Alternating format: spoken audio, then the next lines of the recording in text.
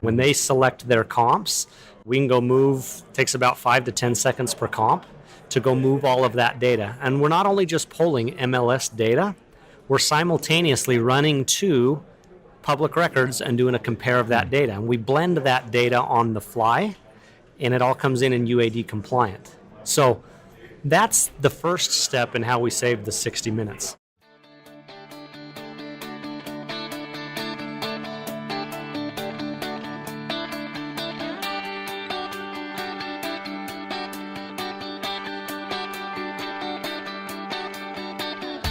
Originating from deep inside the Rocky Mountains, transported through the power of the internet, and arriving inside your tiny earbuds. It's the Appraiser Coach Podcast, helping appraisers increase their efficiency, quality, and make more money. Here's the guy who makes it his life's mission to create value for real estate appraisers nationwide. Your host and the Appraiser Coach, Dustin Harris. And welcome everybody. Dustin Harris hanging out in the podcast chair at the 2017 Valuation Expo, Las Vegas, Nevada. You know, we've had a great conference here. You're going to hear a little bit of noise in the background. There's still people wandering around, talking, making deals, getting things done. But I have a couple of guys here that I can't wait to introduce you to. But first, I want to remind you, we are sponsored by 3 great companies, one of them being Datamaster. Folks, I talk about saving 60 minutes per report. You need to find out why that's possible. Go to datamasterfreetrial.com/coach. Again, it's datamasterfreetrial.com/coach. We're also sponsored by Alamode Software. Alamode has been in business for over 30 years. I've been using it for over 20. All kinds of tips and tricks that I found out, even just being here at the Valuation Expo, and I will tell you a little bit more about that in just a little bit. But for now, you can go to alamode.com. That's alamode.com or 800-ALAMODE. And finally, we are sponsored by Working RE Magazine. Working RE, of course, is the place that I go to on a regular basis to find out what's happening in our profession. And you should be too. Go to workingre.com. Again, it's workingre.com. All right, so I'm sitting down here with Ryan Liffrith and Mitch Dorius of Datamaster. That's right. Datamaster's here from Utah, long ways away. And they've got a booth just across the way from me. I've had an opportunity to rub shoulders with them, talk to them a little bit about things, and kind of want to split this up, guys, into a couple different sections. I want to talk about the current version of Datamaster, the one that most people are used to. If they've checked it out, they've looked to see if it's in their area. Let's talk a little bit about this whole idea of saving 30 to 60 minutes per report. How is that possible with something like Datamaster? Well, in the valuation profession, you guys go to value the property, right? You're not professional typists. You're not. So we don't. Where do we want to be? You don't want to be, right? So what Datamaster focuses on is we go to your local MLS and we put a contract in place with that MLS to access their back-end database. Okay. It's called a RETS server. Mm-hmm. That's not a known term. To me. Yeah, it's basically the back-end database of the MLS, right?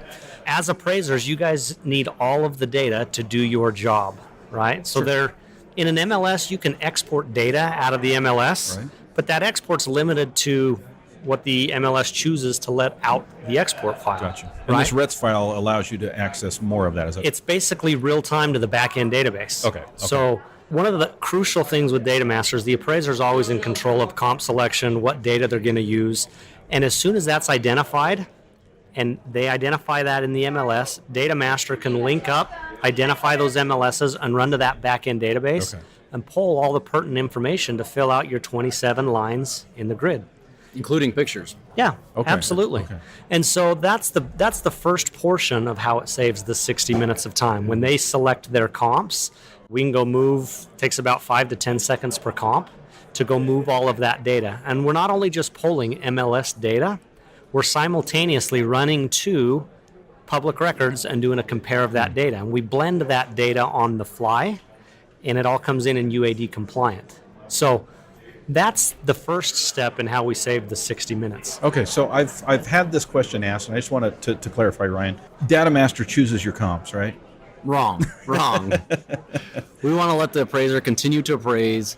We just want to remove the typing and a lot of the monotony out of the appraisal process. Okay, so the appraiser's still in the driver's seat. They're still able to make the analytical decisions of, I want this comp, pull them in. But one of the things that's cool about Datamaster is I don't have to narrow it down. See, with the traditional way, I either personally have to type that data in, or I've got to pay somebody else to do that, which means I'm going to be very limited in the number of comps that I choose, because number one, I don't want to take the time to enter 15 comparables into a report that I'm only going to end up using 3 or 4 on, or I don't want to pay someone else to do that. It seems to me like Datamaster actually makes you a better appraiser in the sense that you don't have to make that decision up front, right, Mitch? Absolutely. Yeah, we find that people start to pull in 8, 10, 15 comps, and then they can narrow that down, right? Yeah. It saves them a significant amount of time in that regard. Okay, but Ryan, that's not the only thing that Datamaster does. So we've talked about comps, and I think that's pretty significant.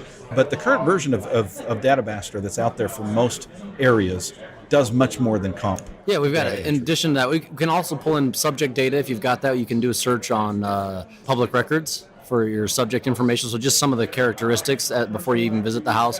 We also obviously do the market conditions report for you. In addition to just, if you have a market conditions export, same process as the comps. You're going to select your market conditions properties in your MLS, hit the export, same process. We're going to go back in, pull the pertinent information for market conditions, and then we'll calculate all that for you. In addition, we've got the comments. I don't want to say canned comments, but we have the ability to customize those so that you can set up your comments in the market conditions based on the data that's coming in. So you can say there were X amount of properties that, within this range, whatever they may be, whatever that comment may be, and then we push all that into the report for you. Well, one of the concerns, Ryan, is that an appraiser says, well, I want to know what's going on with my MC sheet. I don't want it just downloaded and there's just numbers there. And if I ever get called on the carpet to say, where did you get these numbers?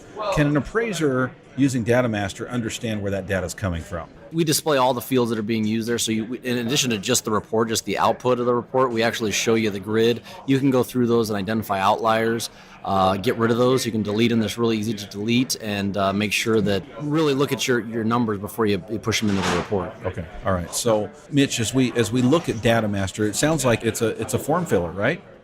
Or is it more than that? It's yes, it is, but it's more than that, right? So we have a whole support team and a training team.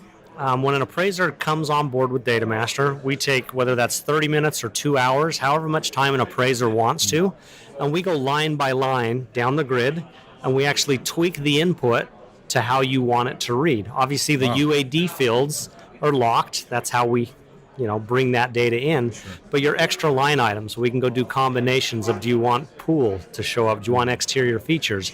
How do you want it to read when there's no data in a specific field? We can do that form by form, right? We have a UAD setting, and then we can also go do a completely different setting for non-UAD work. Okay. So if you want your grid to read more layman terms instead of UAD, like a personal, like a private appraisal. That absolutely, right? You're going to want that report to read differently than a UAD. Sure. You want it to read a little more for a lawyer or a divorce or whatever that is. You can set different profiles. So it's kind of, you set it one time on the front end and you go map that out with one of my team members. Mm-hmm. And then anytime we're bringing in MLS and public records combined, we're doing that translation on the fly. Gotcha. You can have a profile for Bank A if they want their data in a certain way, and a separate profile for Bank B. So whenever you're doing an appraisal for either one, they want their data in a specific way. We can format it so that each line reads the way that they want it to. Let me make sure I understand this. I didn't know this. So I can actually say for Bank A, I want, whenever there's a fireplace, I want it to read 1FP. Mm-hmm. But for Bank B, they like the whole word fireplace. I can do that? Absolutely. What about per appraiser?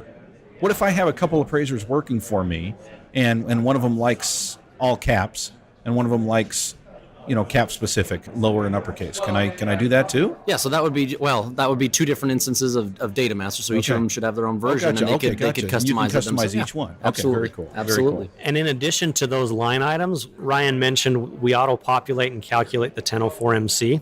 The comments below in the market condition can be completely tailored as well. So, are you saying I don't have to write comments down below that MC graph? We can think of it as, many appraisers use templates within their form software. We're a dynamic template that can have different versions and change as your data changes. Meaning, if you see an increasing market, for example, you can change the type of comment that would be made on that report versus maybe a stable or declining? It's more along the lines of there's different data elements that we look at, right? Okay. Total sales, different types of sales in different types of categories. Gotcha. And we can start to combine that data and write sentence structures with that data input. And so it's not just a canned comment, it's a comment that has relevant data points of that MC data. Okay. And in addition to, Ryan talked about when you bring that market condition data in, we also produce 16 graphs that help you analyze what that market condition data is saying. Only 16? Only 16, right? You can choose to send all of those into your report. You can select a few, but, Give me an example. What would be a typical one of those 16 that appraisers would most likely use in their report? Price per square foot's a good It's one. a big one that a lot of people use. I mean, I can't remember all off the top of my head, but Sure. I think that it's No, that's price a per good square example. foot. There's list price comparison. Yeah. So there's all Just of kind of a those. snapshot of the current market that you're looking at, which is going to be dynamic, Correct. depending on the appraisal that you're doing, depending on the time that you're doing it, right? Yep, absolutely. And Ryan mentioned, you asked, how do they know how we're calculating it? There's a whole description of what calculations we're making. We know it's the appraiser's license on the line. It's their signature, not ours. So we're very transparent in how we're calculating, what data we're using to calculate that. And when Ryan mentioned you can pull up the data that was used and you can sort by any of the column headers. You can sort by list price, by GLA, by any of those factors and go, do I have any outliers here? Right. And you can actually pull those 2, 3, 4, 1 outliers out. And not only does the MC auto calculate and change, your comments change, the data in those comments change, and all the graphs change as well. Okay. So it really, you asked the question, are we just a form filler? No. We're trying to take the heavy lift and the manual work out of looking at data. On the flip side, people ask us all the time, hey, you have the data. Why aren't you marking if my market's increasing, stable, or decreasing, right? Yeah. We do have that data, but we feel that that's not our job. It's not a software's job to make that decision. So we intentionally leave that blank. So the appraiser has to make that selection and that value decision. Right. But one of the things that you do, because this isn't an analytical thing, this is a statistical thing, is the top of page 2, where it talks about the total number of listings, the total number of sales, the high-low. It fills that in as well. It fills that in as well. That's correct. Very cool. Is there any other, on the current version, that we've missed, any other features that you think would be important for appraisers to know about? The deed selection Okay. is definitely, there's two things that I want to talk about. So as soon as you pull in your comps, I talked about we run to MLS, public records, we blend that data. Before you move that data into whatever form software, we work with Alamode, we work with ACI, CEFREP, and Bradford, the four major form vendors we push into. Before you move that data out, we actually go through and review all the prior transfer deeds, and you can select if you want to use it as a prior or a current selection. And we go also populate that data in the form. At the bottom of the grid. Yep, at the bottom of the grid. Nice. So that's the version. The second feature is the exceptions report. So it goes through and it'll identify discrepancies between the MLS and public records line by line. So if you see a site discrepancy, GLA, bedroom count, we'll pull that up and you'll be able to set eyes on that and understand what's Right. different. So an example of that is let's say the MLS is 2,500 square feet above ground, and then you've got a public records that might say 2478. As an appraiser, I'm thinking, what are the chances this thing's actually 2,500 versus 2478? Yeah. 2478 sounds pretty much more accurate than, A little bit more, than the guess. I And can determine which one. and in addition to that, you as the appraiser know your market much better than we do. I mean, we do our best to talk to the MLS and talk to the appraisers in each market, but you can go in and prioritize and say, okay, I know that in my area, public records is, or whatever it is, public records may be more reliable on GLA, so you can go and say, whenever you pull in data, set a default. if they're different, put Right. ML or public records above or MLS above or whatever it is. So. Okay, very cool. And we see that commonly done on site, GLA, Yeah. and it's really region specific. Some people say I only depend on MLS for this, and I only depend on public records for that data. Nice, okay. So you can go line by line and Not just and all or prioritize. nothing. Yep. And there are actually quite a few MLSs throughout the country that don't let their realtors even input the GLA. I've seen that, And they yeah. just pull it Isn't in that straight from the crazy? public Yeah, records anyway. yeah, So, yeah. we've seen that in a few cases as well. Very cool. Okay, before we go to a break, I want to ask the $64,000 question. I'm not going to save it for dessert. I'm not going to save it for the end. I get in conversations with people all the time, talk to them about the joys of Datamaster. Yeah, I'm sold. Great. Awesome. Damn, people aren't in my area. Why is that? What's the deal? Why can't you just be everywhere? Great question, and I appreciate you asking it. It goes back to data access. Okay. Not many people know this. We've been doing data for, 30 plus years. Rick Lifford, our founder and president, before the internet was around, he had these cards that measured about 4.5 by 6.5 inches. And along all the outer edges were the factors of a home, square footage, GLA, location, similar to the search criteria you have in the MLS. Okay. And on the back of the cards, a photo of the actual home. And we would replicate these cards to many appraisers in Utah. And they'd sit in these big bins, and you had this almost knitting needle looking thing. Like an ice pick or it's like, yeah. And you'd go, okay, I'm in section 4, which is a certain area of a county, and you'd pull up that stack of cards, and you just start to run that needle through GLA and bedroom count, and your comps fall out of the group. And what's funny is today, Rick can get comps out of that machine sometimes faster than I can out of the MLS, right? Awesome. So the reason it goes back to data, right? We go to the MLS through the front door, and we put contractual agreements with the MLS to access all data that the MLS has. Other folks claim they can cover nationwide, and they're leveraging just an export file that the MLS is choosing to send out the front door, right? They don't have the choice as to what that data is. It's limited, and it doesn't have all the encompassed data, right? So that's the direction we've chose to go, is we go put a contract in place to the MLS, which gives us legitimate access to all the data that the appraiser is entitled to and needs to make those valuation decisions. So if you want it in your area, I get asked that all the time, right? Contact us if you know the MLS. That always helps to go in and have a warm introduction. Bribes, do those work? We could talk about bribes. Absolutely. But yeah, we work off of demand and size, and obviously we've targeted the major metropolitan areas, and then we're working on tier 2 and tier 3 markets. But reach out to us, engage us. If you've done it again, if you've done it recently, ask us again. So that's why we change don't. Your name, ask again, change your name again. Absolutely. Another email. Make it seem like there's a lot of people in your area that want it. That's right. Right. That's right. Okay, cool. Folks, stay tuned, because I want to talk about the next generation of Datamaster. We're going to pause here first of all and remind you that we are sponsored by 3 great companies that have been with us from the very beginning, been loyal from the beginning. One of them is Alamode. Alamode, of course, has been my go-to software for years and years and years. In fact, over 20 years have I been using Alamode. Why? Well, just a few minutes ago, I sat down with an individual here at the Valuation Expo and showed her a couple of tips and tricks on how to do a sketch right in an iPhone, folks.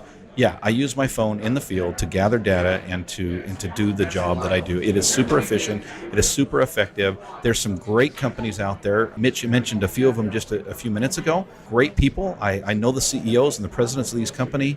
There's a reason that Alamode still leads the pack, and it's the efficiency and the ability to be able to do more with less. If you don't know a lot about Alamode, I would ask you to pick up the phone and call them. Alamode can be reached at 800 Alamode. 800 Alamode. Talk to a real life person, ask your questions, figure it out, and then jump on alamode.com and sign up. We, of course, are sponsored by Working RE Magazine. Working RE sends out an email a couple times a week, actually, with some news and things that are going on in the appraisal industry.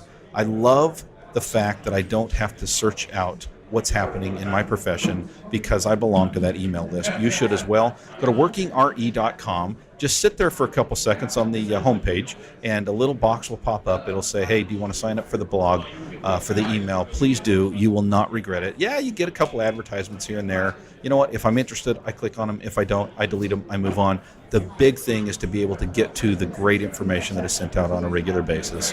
It's workingre.com. Once again, workingre.com. And, of course, we are sponsored by Datamaster. They are here, of course. Their booth is here, interviewing 2 of these fine gentlemen here today, talking about it. Folks, I love the fact that I can go to Datamaster and save time and efficiency without cutting corners. The great thing about Datamaster is this idea that if you do it faster, that you do it more or less quality is absolutely not true when it comes to Datamaster. Folks, if it is in the MLS, if it is in the public records a certain way, Datamaster will bring that in. Should you verify the information? Absolutely. That's your job as an appraiser. But should you hand type that and make the human error mistakes that we all make when we enter that information? Absolutely not. Folks, if you want to know how to save 30 to 60 minutes per report, try them. It's free, folks. You can try it for 14 days, unlimited downloads. Go to datamasterfreetrial.com/coach. Again, it's datamasterfreetrial.com/coach.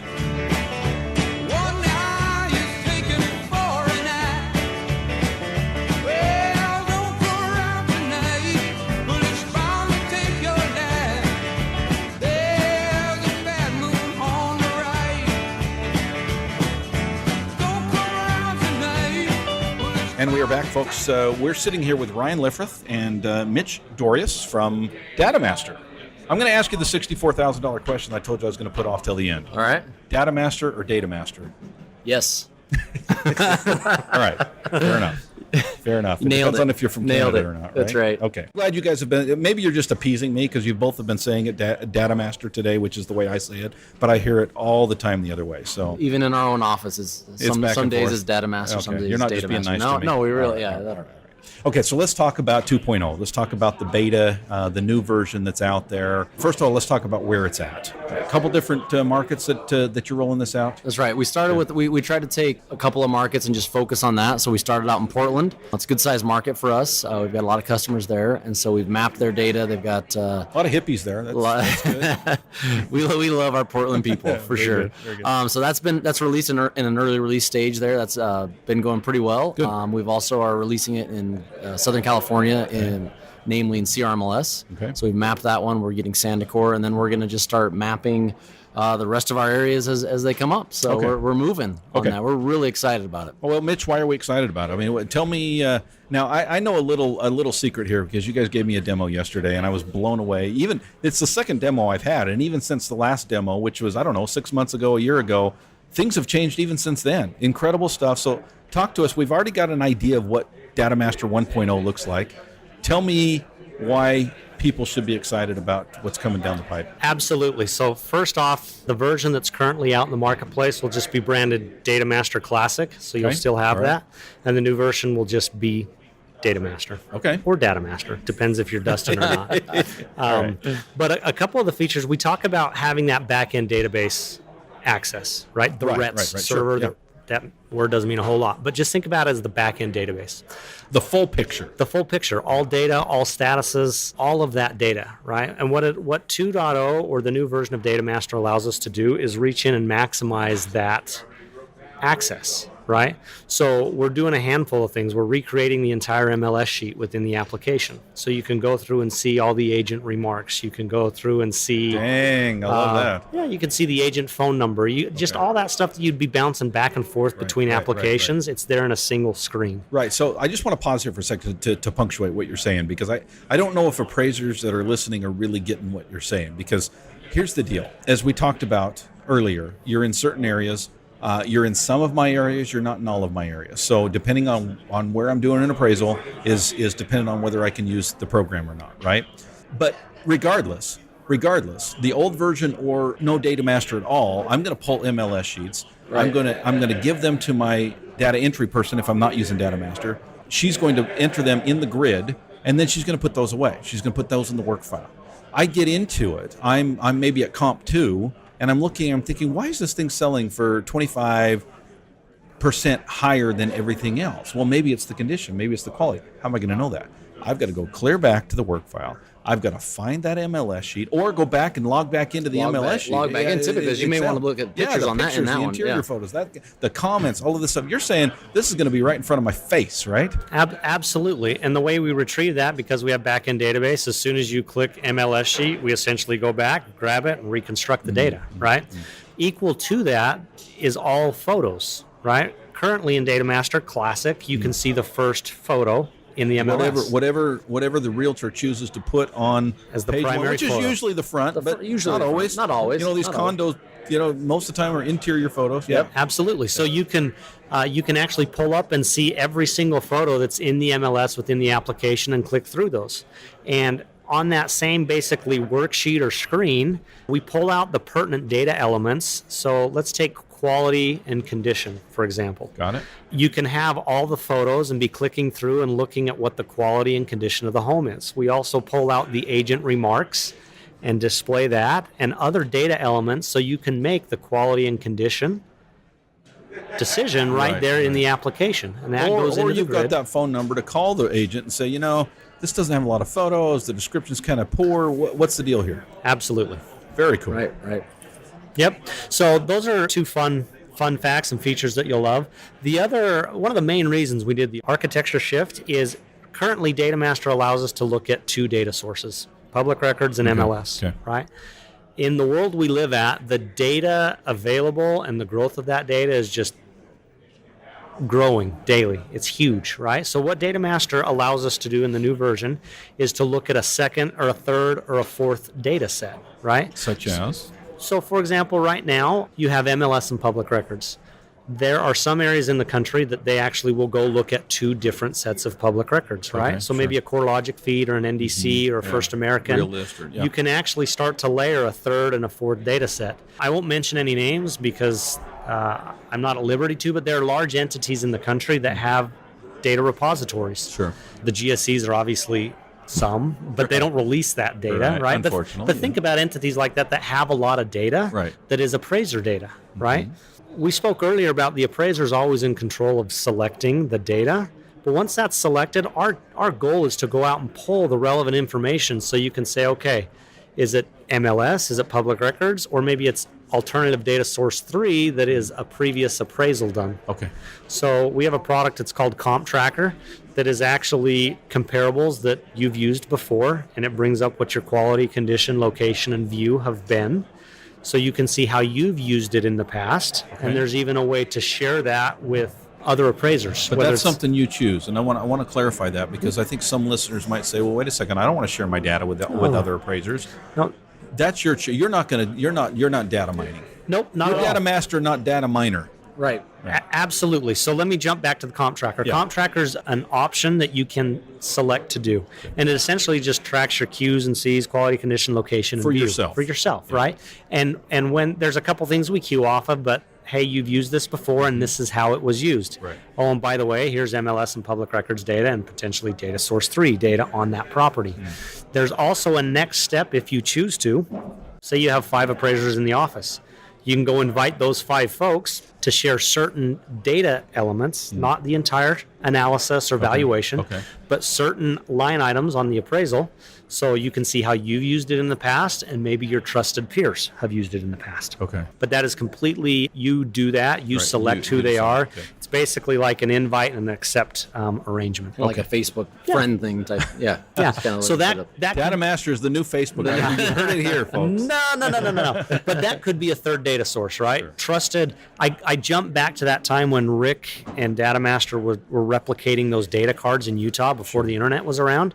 It's basically just trusted people that you know that you want to say, how did they leverage it? Am I in line? Am I out of line? Do I need to call? You know what I mean? That's a both third have source. to both have to agree to do that. And we've also additional data sources would be things like energy. We're exploring things like energy efficiency data feeds, and different states have different ones. We've even found in some of our areas that the appraisers have a data co-op in their area. So we've seen that in a couple of states, and that's another area that we have the potential to map into as well. So they can have as many data sources as they want, feed into that one data element in an appraisal. So Now, one of the other things I want to punctuate before we close up here, guys, is the new version of Datamaster. There's very much a lot of work that can be done in the program before you actually export or import, I guess, depending on how you define it, into your appraisal software. Yeah. In other words, where in the past you're basically choosing comps, you're choosing subject information, you're choosing, the both the MLS, the public records that's going directly into the software, you can do a lot of the work, adjustments in Datamaster before you actually export that. You can, right? and that's one of the things that in our feedback from appraisers is that before they go out and drive their appraisals or their comps, they can kind of look at some of the data that's available through Datamaster, do their adjustments if they want to, and even qualify some of those comps out before they import and start doing additional things. We give a lot of data up front, and so when we provide that data to the appraiser, we want them to be able to make decisions on that comparable at that time. And so we think that's the thought process behind that. So all their adjustments will flow right into whatever appraisal software vendor that they're using. Very cool. Very cool. What did we miss? I guess the question I get asked frequently is, when are we going to start suggesting line item adjustments? Okay. I touched on this a little bit. Datamaster, we're very hesitant to suggest comps to tell you what adjustments should be. Sure. But we are improving the analytics and the data that we're looking at, right? The term that comes to mind here is regression analysis, right? Yeah, and there's different types of regression. Sure. Multi-regression, linear regression. Right. There's linear regression today in Datamaster Classic, right? Okay. Price per square foot, scatter plot, throw it, it's there, right? But yeah, there's different, there's more robust analysis that we're adding into that, analyzing concession data and different ways to help with that line item adjustment. We won't be doing multivariate regression out of the gates with it, and I don't know that we'll get there anytime soon, because how are appraisers doing it today? If they're not aware how to do it, right? You don't want to. You don't want to just push the easy button and go, it looks okay. It looks right. I think it's right. Sign my license. And so, Your Honor, I hit the button and this is what came in. Absolutely. That's very defendable. Absolutely.